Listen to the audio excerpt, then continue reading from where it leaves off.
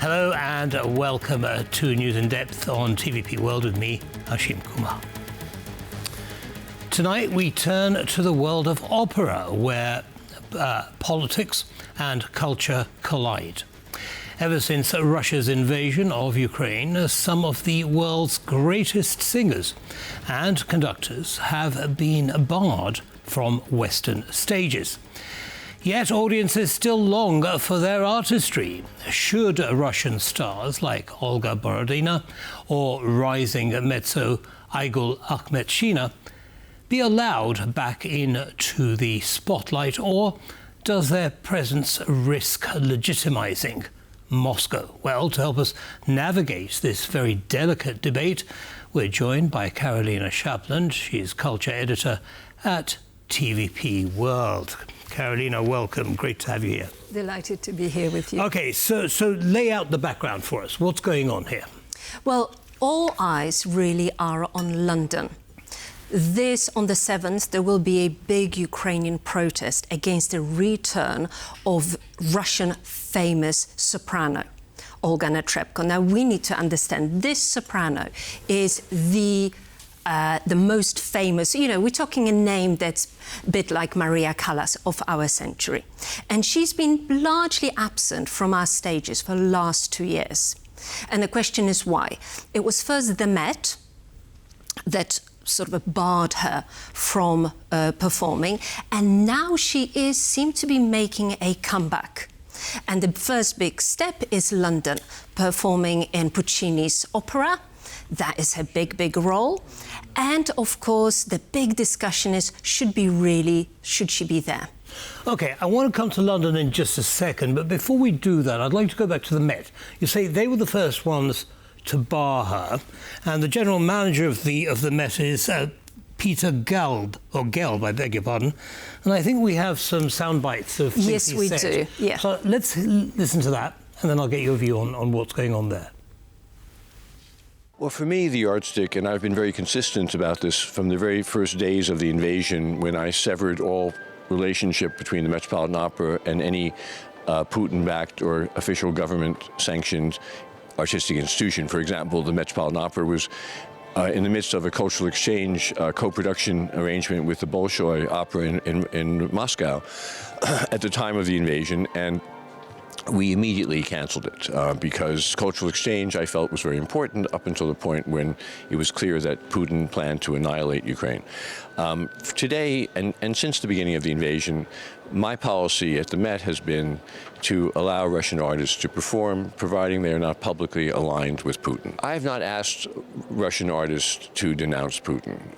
What I have done, though, is been very careful to not choose to have any Russian artist who is aligned with Putin to perform in our opera house.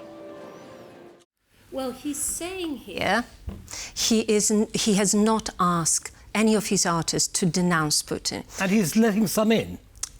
Well, no, that is the Met. Yeah, I'm talking about the Met. So that is the Met. So he is now involved in a very complex legal battle with the lawyers of Anna Netrebko. Anna Netrebko says that she denounced the war. Now, you see, that's a very complex issue, because what Russian stars, especially opera stars, are saying, they do denounce the war. What Peter Gelb is saying, well, why don't you denounce Putin? And that they do not do. Right, well, it's hardly surprising, is it? I mean, especially if you live in Russia. Well, you see, these stars rarely do, to be honest. Right. They do make appearances in Russia, but in case of Anna Netrebko, she's holding a dual nationality. She really mostly resides in Austria. Okay. So, that element, you can argue maybe her family, her further family is there. But really, what is her personal cost? Is it that big to actually denounce Putin? I don't know. I'm not in that position. For me personally, that is too weak. On the other hand, we have photos. We've seen her with Putin. We know that she was one of the many artists who supported Putin's election in 2012. We know that she donated a lot of money to opera in Donetsk. So these are objective facts against her three very weak social media occurrences where she says, well, war is bad. Well, we know that that is the case. Right, okay, so let's try and clarify a couple of things here, Karolina, if we can. So we've got some artists who are denouncing Putin. Yeah.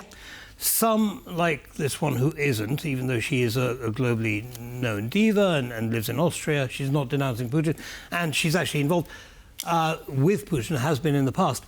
So why isn't someone like her simply sanctioned? Like, you know, we sanction lots of Russian oligarchs and others, and allow the others to come in and perform on the stage in the West? Well, I think there simply is not enough Russian artists to go around who denounce Putin. You know, what we have mostly is this fairly neutral stance. So a conductor I've seen in Oxford many times, Maxim Vengerov, and, you know, amazing conductor. He's very careful to say, well, he doesn't live in Russia anymore, he's really against the war, but he never actually goes as far to say, I denounce Putin. And, you know, I'm kind of admit with some embarrassment that I did go to his concert because he's just such a stunning conductor. However, you know, I think at this stage of the war, we need to draw the line somewhere. And I do see Anna Netrebko's return to London, the Royal House, as a sort of a litmus test. Because after that, she's going to Zurich, she will perform in Naples. In a way, if she's allowed to sing in London without some sort of a big, you know, Ukrainian stance, and there have been, you know, almost a month ago, more than 40 Ukrainian and British intellectuals signed a letter of condemnation and said, now is really not the time to let her back in. And has that made a difference? Well, she's still singing. So she's still planned... She's planned to sing on the 11th. So, okay. So we shall, you know, we shall see. Right. There are some artists where it's very clear. So if we look at Valery Gergiev, who is the head of the Bolshoi, he's such a clear apparatchik of Putin that, yes, he is not allowed anywhere. He did try this summer to conduct in, you know, in some sort of a festival near Naples, and then it was a massive outcry. We're talking 16,000 signatures, a letter that went to Ursula von der Leyen, and that was stopped. But Anna Netrebko still, you know, still allowed to perform. So, Karolina, I mean, this actually raises quite an interesting point. Where do we draw the line? How do we distinguish who's allowed and who isn't, and on what criteria? For me, the criteria is clear. I would want the artists to say they denounce Putin, not just the war, they denounce Putin. We're talking people with $1 million contract. You know, we are talking people who are really well known. And, you know, for Netrebko, her career stalled for the last 2 years. You know, she's been seen singing in Shanghai in some sort of a quite provincial concert halls. So I think it's not to both, you know, emotionally, psychologically, to their advantage to take this very neutral, lukewarm stance. Right, so denouncing Putin is one criteria. Yeah. Are there any others that you would like to see in place to say, OK, well, people who fall on this side are allowed into the West and those who fall on this are not? Is there any other thing that you would be asking for? I would ask for the audiences to really choose, not the people so much, but actually I would ask the audiences, you know, the opera buffs, the connoisseurs of classical music. Is it really now the time to listen to Tchaikovsky? You know, as a music lover, somebody who took my family as it's traditional in the UK, every winter to see the Nutcracker. You know, we did that, and is it the time to do that? Absolutely not. Not, to be honest, not even if a Ukrainian touring ballet, and there are many of them doing the rounds around Europe, performing it. For me personally, that Russian art is a tool of Russian cultural imperialism. If we are in a state of war, And it's not just a war, on the ground. This is a war of our hearts and minds. And we need to be very clear. Peter Gelb, who's a huge supporter of Ukraine, his wife is a Canadian conductor, Karolina Wilson, of Ukrainian origin. She is touring Europe with her Freedom Orchestra. And he actually, to make a stand, commissioned an opera about mothers of Kherson. And I had the chance to listen to the bits of the opera, some pieces, it doesn't sound very cultural. Yeah. It was the overture to the opera. Beautiful, Mothers of Kherson. It's going to premiere both in Met and in Warsaw next year. I think these are things we ought to be supporting. Right, well, absolutely. And of course, we will be watching that very carefully. I'm sure you will. And you'll let us know when we can start buying tickets. Well, it's just to, because I can't, I was so moved by this opera. It's a story of 3 Ukrainian mothers making a 3,000-mile journey to Russian war camp to ask for the release of their daughters. It's really just beautiful piece of music. So, sounds amazing. Yeah, looking forward to actually getting the chance to see it. Now, you mentioned something really interesting a minute ago, which was about how the Russians have always used art as a platform for their propaganda, and there's something about, there's a story that was related to that, which relates to the Academy Awards, the Oscars, no? Well, yes, and that was the sort of a first watershed moment for me as a cultural editor, when I thought something is really happening. The Russians are coming back onto our stages by stealth. And I don't know whether you saw this movie. It won 5 Academy Awards, Anora. No, I haven't seen it. Now, it was billed as an American indie movie. So 5 awards it won? Yeah. Okay. And it was billed as an independent American movie. It only cost $6 million to make. And then, all of a sudden, with a budget of $18 million for promotion, this very small movie about a American sex worker and a, sort of a Cinderella role, and a Russian young oligarch in a role that, for us cinema viewers felt like, well, he's a knight on a shining armor.